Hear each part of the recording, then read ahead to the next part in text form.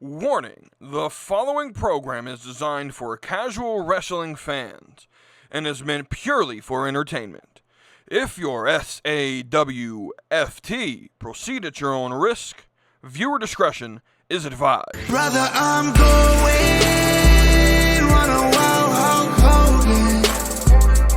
If I get some moment, I'll make sure it's an explosion. Cause lately I've been seeing stars, trying to kick out on this chokehold. But it's no holds barred, middle fingers like I'm Stone Cold. What is up, everybody? It is your boy WeTooDeep, and we are back with another special edition episode of the Slapping Me Wrestling Podcast. You know, I said on the Friday, the Thursday special Thanksgiving episode, that I may or may not do a reaction review type episode based on, if the show was in a way that made me want to respond to it, right, and not wait till Tuesday to give you my initial opinions of the show, right, and I was in the casual wrestling Discord last night during the show, and the show ended, and I was sharing some of my opinions that I'm about to go over here on this episode. And Kara, who's part of our group here, wonderful listener, long time homie of the show, she was like, I need an episode. I need a rant episode. And Kara, your wishes have been granted, because that's exactly what this is going to be. Let's sort of lay out the format of this show. Strictly just one topic, right? It's strictly one topic. It's addressing the booking of Survivor Series, right? So on Tuesday night, the schedule for podcasts this week's going to be a little bit crazy, right?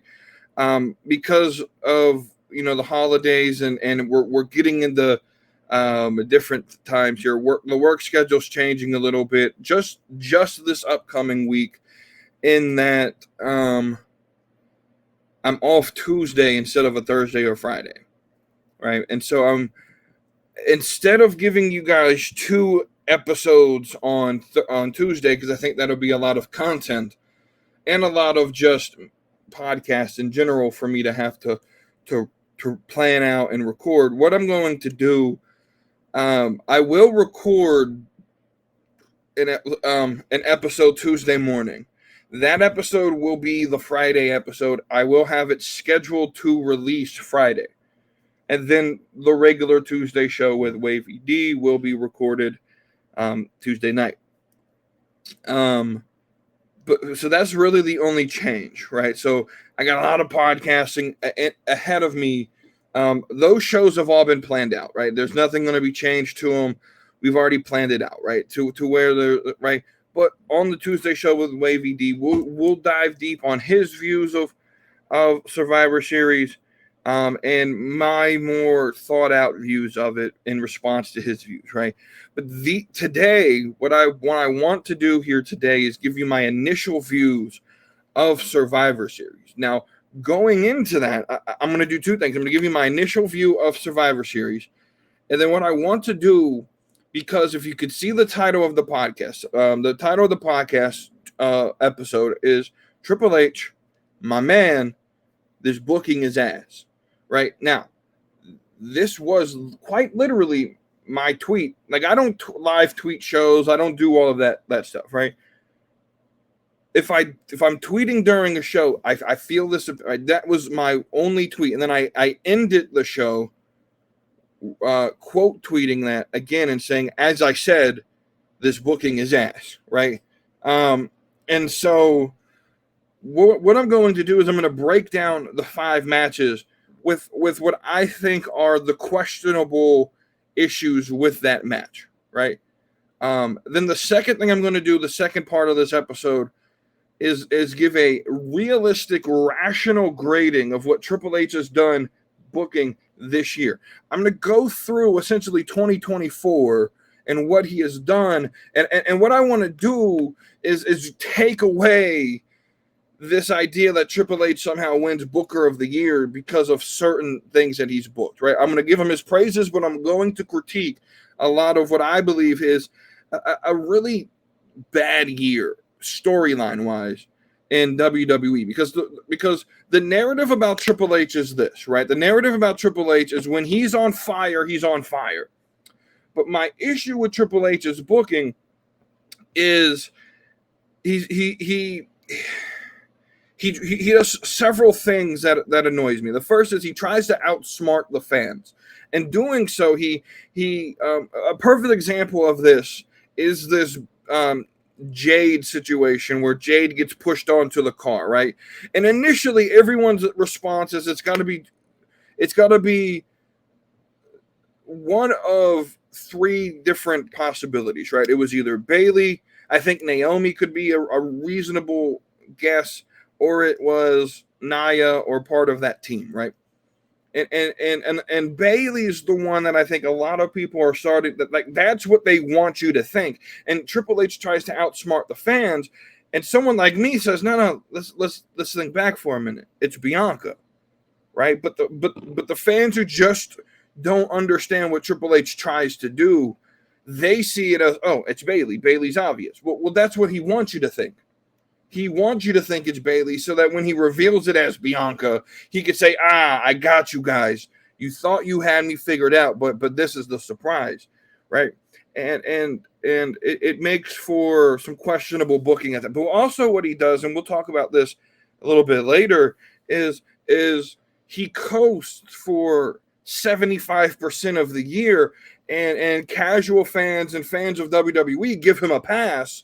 Because when we get to WrestleMania and when we get to SummerSlam, he gives us these little bells and whistles, these little trinkets that keep our attention for a month or so. And he picks up storytelling leading to the big events. But the rest of the year, bro, his booking is pretty bad. So I'm gonna make a blatant statement real quick.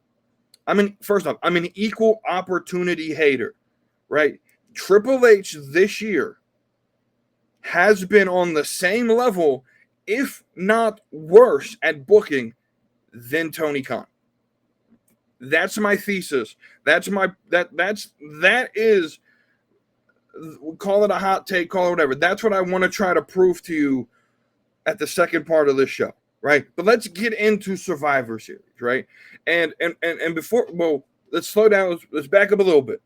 Let's back up some before we get into Survivor Series. What has been my premise since I started this show, but mainly this year? My premise of how I view wrestling is through two things, right? Storytelling matters, and 90% of wrestling is booking, right?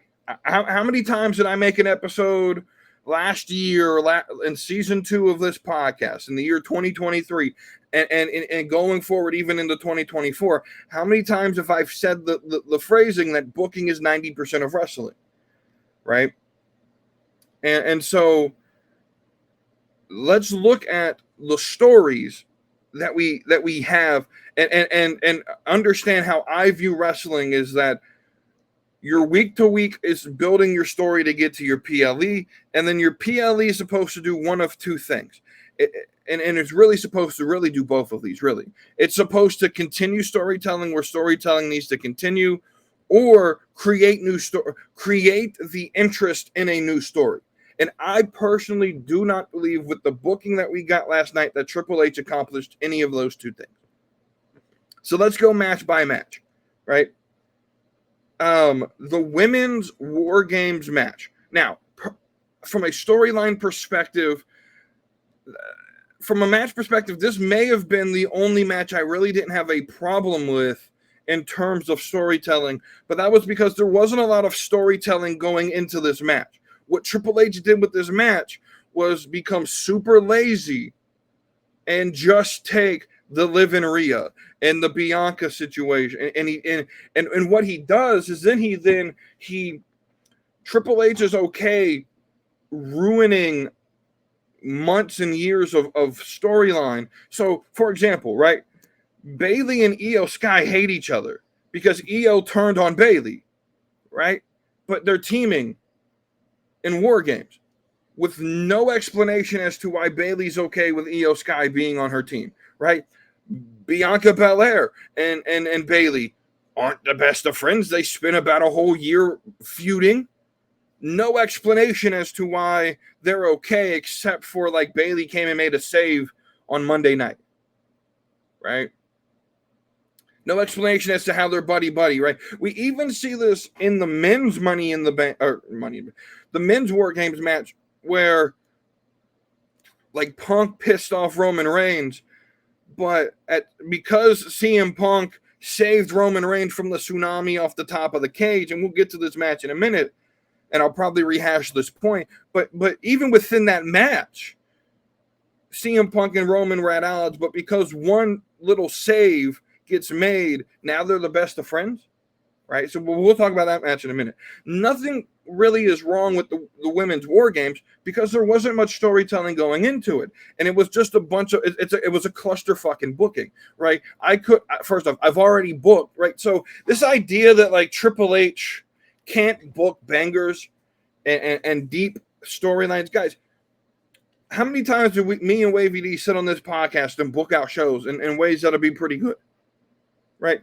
I booked for you how you could do women's War Games, and it'd be a very good story, and you could utilize some other talent that typically don't get used, right?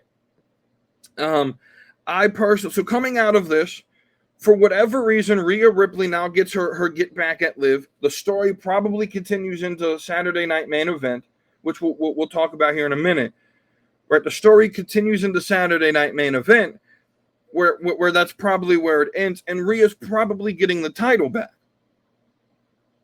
as we lead into probably what's going to become Bianca Belair versus Rhea Ripley at Royal Rumble, which ultimately will, I believe, come into Bianca Belair probably getting attacked by Jade after she sort of like exposes her as being the person who attacked her, right?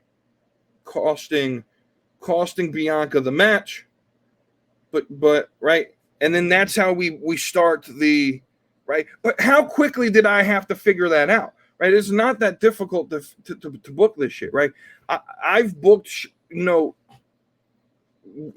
booked this out, right? Essentially, the match that we had at Halloween Havoc for NXT could have been your War Games match, and you could have involved NXT in War Games, or even or why do we need to have 2 War Games matches every year? Right? Why do we need to have 2 War Games matches? Why can't we just have War Games be a gimmick that is used when necessary? And that's my issue with gimmick pay-per-views, PLEs, and gimmick matches in particular, is that they get overused. Hell in a Cell got overused. Elimination Chamber even is an overused gimmick at times. Right? I like how they use it as it's on the way to WrestleMania and the winner gets a title opportunity. I like that usage because it gives the match some meaning. But this War Games match, nothing comes out of War Games, right? Nothing comes out of, well, the winning team gets some prize if they win this match, right?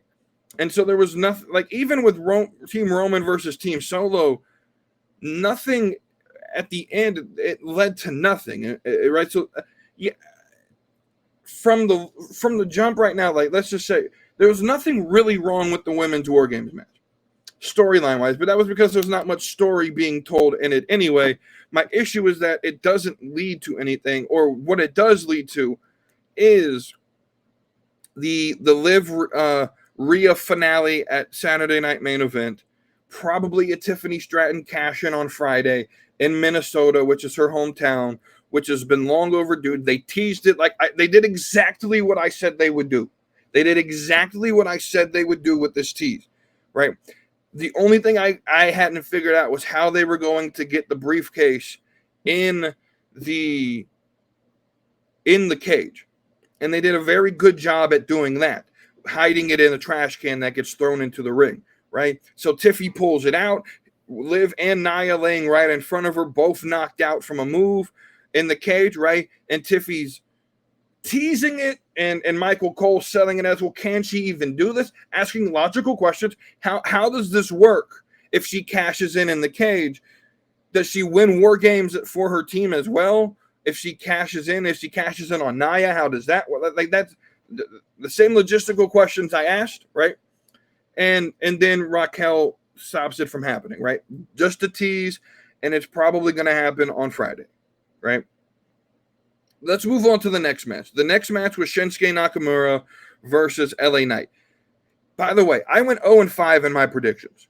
So that's how I went, right? Again, Triple H tries to outsmart us. He does too much sometimes, right? So Shinsuke comes back, and I was 100% certain LA Knight was winning this for two other reasons. I thought the other two titles were changing hands, which, again, I was wrong on. And so I didn't think they would have all three change hands, right? My issue with Shinsuke winning this title is that this is his first PLE back.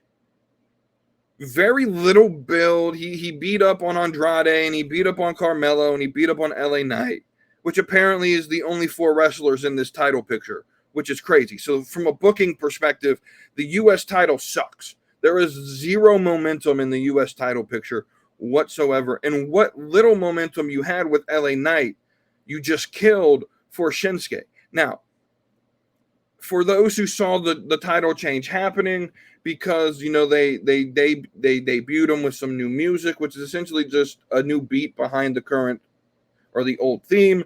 He has this new look. Okay, he's a heel. Okay, all that's fine. My question is, what happens now? Are we going to get a rematch? Are we going to get the same old shit, And the problem with Shinsuke is he has the personality of a wet paper bag. He can't speak English for the life of him, right? He's been here for 10 years, and I understand English for non-native English speakers. I understand the language is difficult. I do. I completely understand. English is like the 3rd most difficult language to learn from non-native speakers, to the point that, like, and the reason English is so hard is because definitions of words change with culture, and we create new words all the time, and English is a living language, meaning that it changes with culture, and so it is difficult. And we have words like there, and there that are 3 different spellings and have different meanings, and it is difficult. I understand that. But you've been here for 10 years, my guy. You've been here for 10 years. In the company, you haven't figured out how to speak English yet. Like, I don't understand. Like, because we would critique other people, like, you know, 90% of the business is booking. Of the other 10%, at least, you know, of the other 10%, half of it has to be like in ring, and then the other half is promo ability, right? If it's like 90% booking, 5% in ring, 5% promo, and Shinsuke doesn't have that 5%, he doesn't have the 90% in booking, because the booking's ass. His booking's straight ass. There's no direction. Like, what's next? You don't have another feud to begin, which leads me to believe it's going to be LA Knight versus Shinsuke in a rematch, right? And so we get the same recycled, uncreative bullshit that Triple H likes to throw on us. There's no story leaving this match. Nothing at all, right? So then we move to the IC title match. Sheamus, Ludwig, and Braun. Very, very good match. I'm not going to shit on the match itself. Ludwig is a star in the making. Braun did good. Sheamus did good. Very good match. Of the matches on the card, this was my favorite to watch. But directionally, like this whole tease with Sheamus getting the IC title, it's getting a little bit overplayed. How many times are we going to let Sheamus be in an IC title match where he doesn't win the IC title? Right? And then he just continues to get number one contender opportunities. A lot of it is because Triple H's booking doesn't build the mid card. Right? But Braun Breaker does not need to be mid card. But he also doesn't have an opponent. Who's next? Right? Who's next? You don't introduce and you don't leave me on some sort of cliffhanger that makes me want to tune in Monday to watch. Right? We get to Sheamus versus Damian Priest versus Gunther.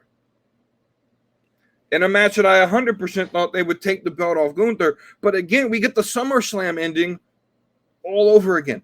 Quite literally the SummerSlam ending. Finn Balor comes in and attacks Damian Priest outside. And we get the same SummerSlam ending. So the last, what was SummerSlam? August, so September, October, November. 3 months of booking, getting Damian Priest away from Finn Balor back into the title picture, and nothing changes. It's the same booking. It is copy, paste, repeat.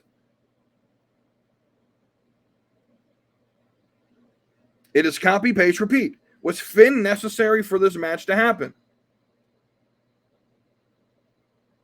How many more matches do we need to sit through? Now here's my thing, and I said this in the Casual Wrestling Discord while watching the show live. Both of the people in this match are not top dogs to me. They are not World Heavyweight Championship contenders to me. Drew McIntyre is the best on the Raw roster. And when he gets back, he needs to be the one that is World Heavyweight Champion. We got to give him that belt. We have to. How many more months are we going to have to sit through Damian Priest and Gunther fighting over this title?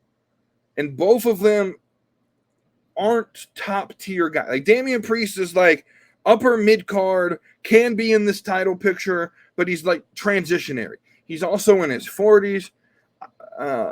He's a fantastic human being. That's great. The character, like he's the street king or the whatever, right? He's supposed to be like the king of the streets, but dude looks like a nothing that relays that message. Right? He does nothing that relays like I'm from the streets. If that was the case, he should be a brawler. He should be like laying hands, like and just throwing hands. You know, his outfit should be like a wife beater, some like khaki cargos and some Timberlands. Right? But instead he looks like gay Undertaker.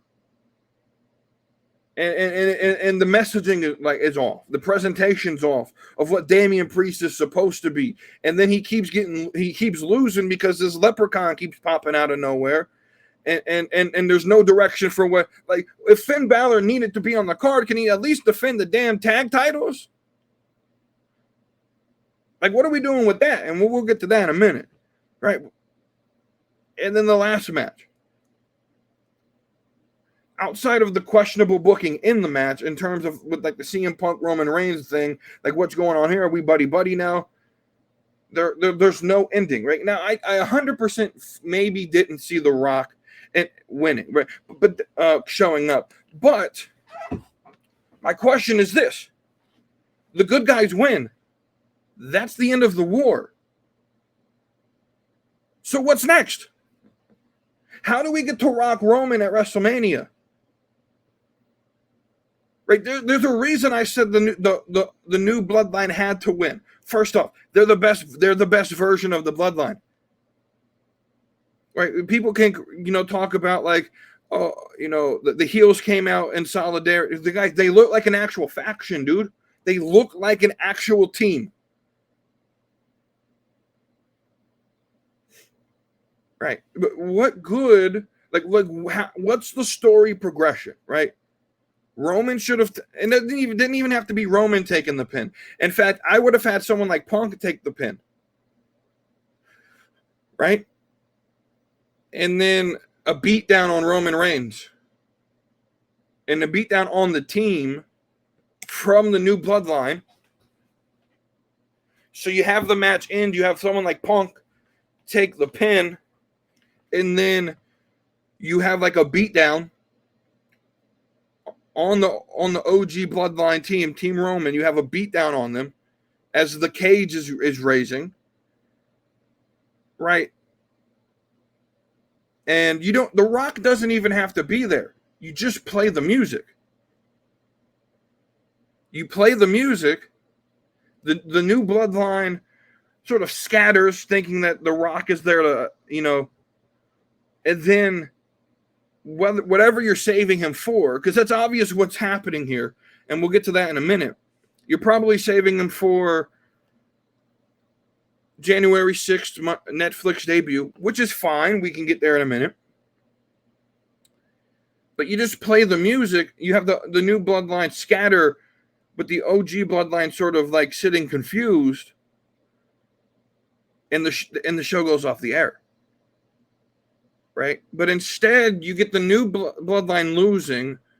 You get the OG Bloodline sort of like hugging it out, walking up the ramp, which is fine. It looks good for video packages, and it looks good for pictures, and you could sell merchandise and all of that bullshit. Right? That's great. But it's very bad storytelling, because how do we get right?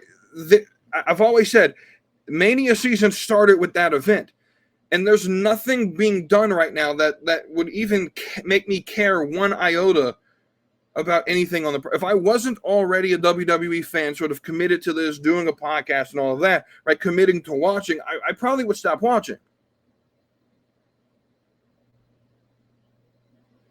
Just nothing in this event, right? So I left this event the same way I left watching Full Gear. And I already admitted, I watched Full Gear sort of half-assedly. But I left watching that show and left watching Survivor Series with the same thought at the end of the show. That was a waste of time. Nothing happened. Nothing important happened. That was a waste of my time. And I, as a fan, am tired of giving Triple H a pass, because when we get to Royal Rumble and WrestleMania, he books three events. He books Rumble very well. He books WrestleMania very well, and he books SummerSlam very well. But the other 9 PLEs a year, he books half-heartedly. And I'm done giving him a pass and saying he's a decent booker. So let's transition, because I think what we've seen this year, he's on the level of Tony Khan. Let's look at what he did. So let's start with WrestleMania. Let's start with this Seth Rollins clusterfuck. We go back in time. I tried to defend it at the time, but if you look back in hindsight, this was a clusterfuck. Rollins had no purpose being involved with the Bloodline and Rock Cody story. Had no purpose being in it. Nothing came out of it.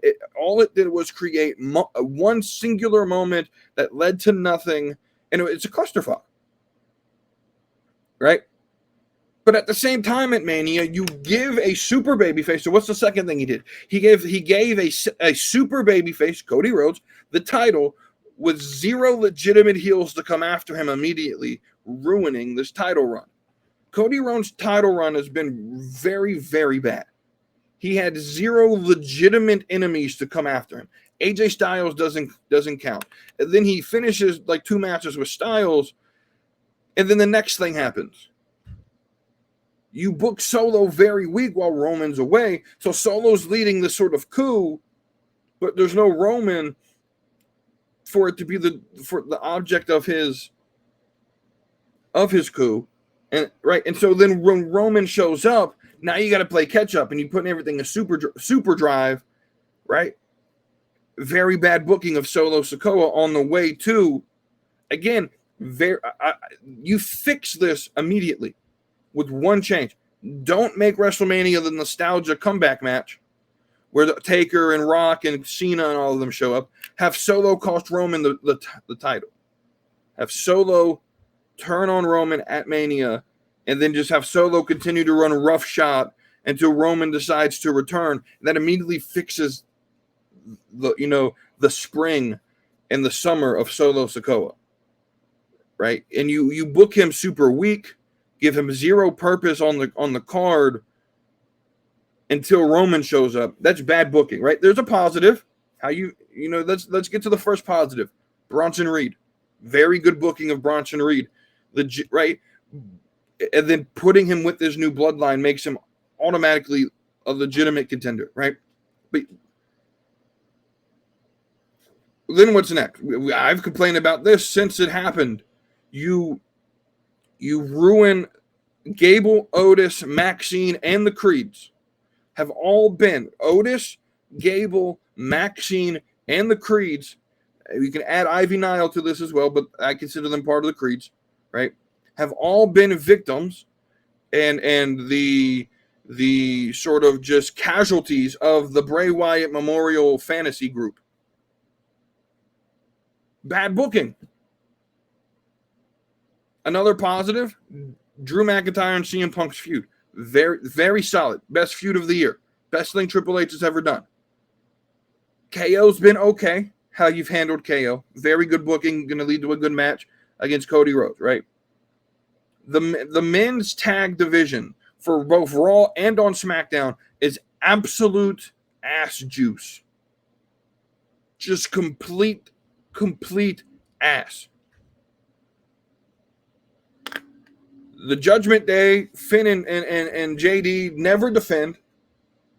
And when they do, they win. There's no progression in any of the tag teams. There's no storyline at all in the tag teams. Part of this is holding back the Street Profits, which is your best tag team group. I don't think you need to split. I think just have them go and both be heels. I don't think you need to split them. I think you just need to have them actually be heels and win matches. The Street Profits haven't been on a PLE since WrestleMania. And there's no reason for that. You bring in Carmelo Hayes and immediately ruin one of the biggest stars in NXT. He comes up, he gets drafted, and he's sitting in the mid-card, which is fine, but you remove the things that made Carmelo Hayes good. The aura, the presentation, putting him on the card.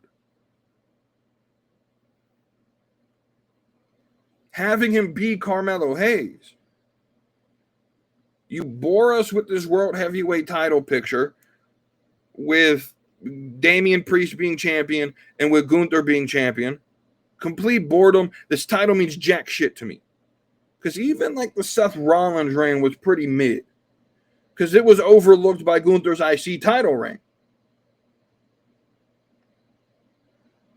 And then finally, you use the Liv and Rhea and the Finn Balor and Damian Priest stories way too long for it to mean anything. Right? These are like 2-year-long stories that at this point I don't care about. At this right, but what does he do to make it feel like he's doing good things in the company? He uses the bloodline, which let's just be honest, he was gifted. He was gifted the bloodline story on a platter from Vince McMahon. He comes in with this already good gimmick that's working, that Vince allowed to do what it did. He comes in the middle of this story, and when he was given full reign, right? When he was given full reign of this story, what does he do? He does absolutely jack shit with it, except to make it worse. He overbooks it. I like the new bloodline. I do, but right, and I'm sure part of this may be like The Rock may have a say in some of this, right? But you don't need The Rock there to book this good, right? You just let it do what it does. He overbooks it. He's done nothing to progress the story this year, right? Tell me something that he's done good outside of Bronson Reed and Drew and Punk. That I shouldn't just say, look, you're not Chef Hunter anymore. The chef hat goes to Chef Michael. We have to really consider this pass that we give Triple H. And guys, but I'm not surprised. You guys may be surprised, right? Because and look, this is fine. You guys may be surprised, like, oh, he's doing little things, right? He gives us these little bells and whistles. The he updates all the new titles, and that's cool. And we got new women's mid-card titles, and that's fine. I'm happy for the women, right? But are you going to be used? Are there going to be storyline? I'm happy for that they're there, but I'm really concerned that there's going to be zero storytelling in these new title pictures, right?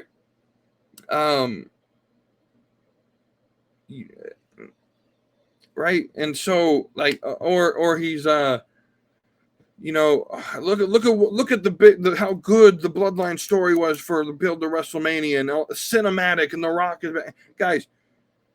Triple H didn't have to do anything. The Rock had to do all the work there. Right? The Rock made that work. Triple H didn't have to book that. He didn't have to be creative. He just allowed the story. He allowed the story to be what it was. But when he has to actually book something, he can we be honest?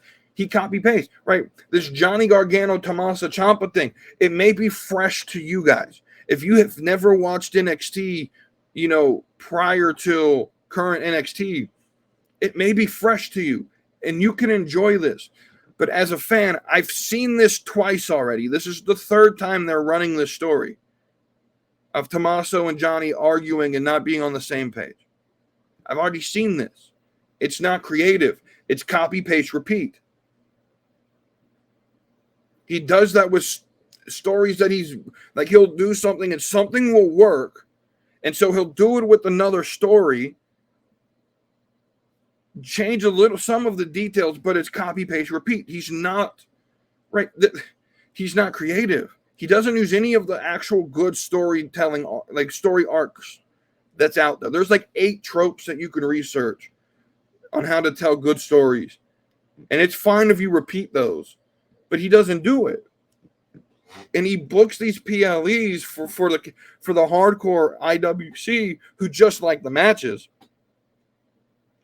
and he gets away with this pass of like, oh, he did a good job this year because WrestleMania was a good event and SummerSlam was a good event and Bad Blood was a good event. He's going to get a pass for the other 9 PLEs that we've done that weren't necessarily up to snuff, right? Or you'll get like, I call out narrative pushing when AEW fans do it, right? Because AEW fans do push narratives. But I also believe WWE fans push narratives. And if you're going to use the idea that, well, if SummerSlam wasn't, or SummerSlam, I keep calling it SummerSlam, if Survivor Series wasn't up to snuff to you, if it seemed a little bit underwhelming, it was probably designed to be that way because they're saving all of this stuff for Saturday Night Main Event, which is the return to NBC broadcast television for one night only, or they're trying to save it for January 6th when they're debuting Netflix. Guys, I don't give a just come out and be honest. The show sucked. Come out and be honest. The show sucked. And if the show sucked and if it was intended to suck, just come out and say that. But that's exactly. Stop putting little pretty bows and sugar. The show sucked.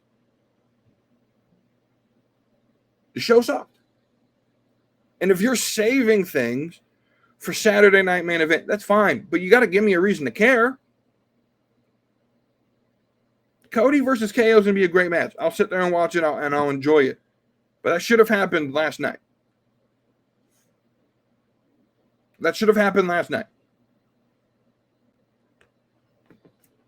I don't know why you would save that and not get right.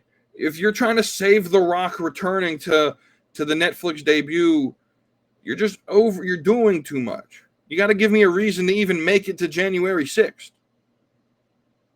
You right? Because guys, we're entering 9 weeks before the next PLE, and they're gonna sprinkle in Saturday Night Main Event. They're gonna sprinkle in the Raw debut on Netflix as some big important shows. But we don't get a PLE for 9 weeks, and we know what this 9 weeks of time. We see it every year around this time. Triple H struggles with this 9 weeks. He struggles with it to get us to Rumble. And so I think what he's going to do is he's going to save and shoot some loads out at you on Saturday Night Main Event and at this Raw debut with on Netflix, and he's going to give you 2 really good weeks, or he's going to give you 2 really good episodes of TV. But the other, if it's 9 weeks, it's 18 TV shows. 18 TV shows plus Saturday Night Main Event. So there's 19 shows in that period of time. He's going to give you 2 really good ones and 17 copy paste repeats.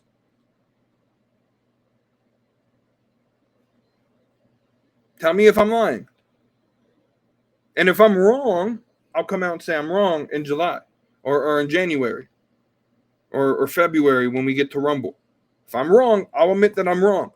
But tell me I'm lying. We'll get 2 really good shows. Saturday Night Main Event, special TV Saturday night show, and Raw's debut on Netflix.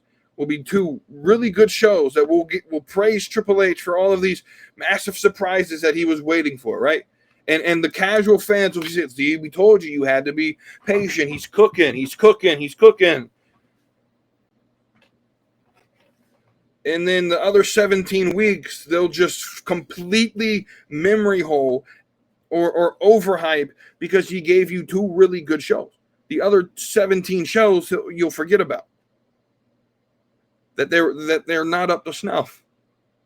And I'm tired of giving Triple H that pass. I'm tired of giving Triple H a pass at being mid. At doing essentially the same thing I feel Tony Khan does and present wrestling card. Like, if I don't care enough about fake matches, predetermined outcomes enough to sit here and watch this. I need a story. I need to be intrigued. Like, if you're entertained by the matches, that's fine. That's fine. That's your prerogative. That's not enough for me to continue to watch this. I sat there. I got through the end of that show. Rushed to get home because I thought I was going to miss something. I literally got home at like 6:15, turned on the TV, and literally as I turned on the TV, they just started the timer for the Women's War Games the first match. Right? Which was perfect for me because that means I didn't miss anything. But like this. Tell me I'm wrong. This year, Triple H has been on the same level, if not worse at booking, than Tony Khan. Right? Here's the good news. I'm going to leave you with some hope. Here's the good news. WWE has another event with another guy booking named Chef Shawn Michaels. He has Deadline on this upcoming Saturday. And he gets to show you guys, right? So for 3 straight weekends, we're going to have a pay-per-view or PLE type event, right? You have AEW Full Gear, what was last Saturday, or the Saturday, right? That started off. And then we had yesterday with Survivor Series. And then we're going to have the Saturday after or the Sunday after. I don't remember if it's a Saturday or a Sunday. I think it's Saturday. You have NXT Deadline. And Chef Michaels is going to end this 3-week PLE pay-per-view experience with the best of the group. Deadline's going to be amazing. And Deadline's, because the argument is, well, Triple H, Survivor Series is a gimmick PLE based on a gimmick match. Well, that's exactly what Deadline is. Deadline's exactly centered around the Iron Survivor Challenge. You know what makes the Iron Survivor fun and unique, other than it mixes several different different matches together? There's actually a purpose behind it. The winner of the match actually gets something. There's a reason to watch and to care. Right? I'll give my Deadline predictions on what's going to end up being the Friday show. Right? I'll give those predictions. And we'll see if I'm better at predicting that than I was Survivor Series. But other than that, that's my rant for today. Hope y'all enjoy the rest of your day. Go enjoy some football. NFL got some more games on this week. Y'all have a great rest of your day. and I will see you all on Tuesday. So hit that subscribe, come along for the ride. AEW, WWE, we're always on side. From fantasy booking to baddies that slay, slapping, meet, wrestling every Tuesday.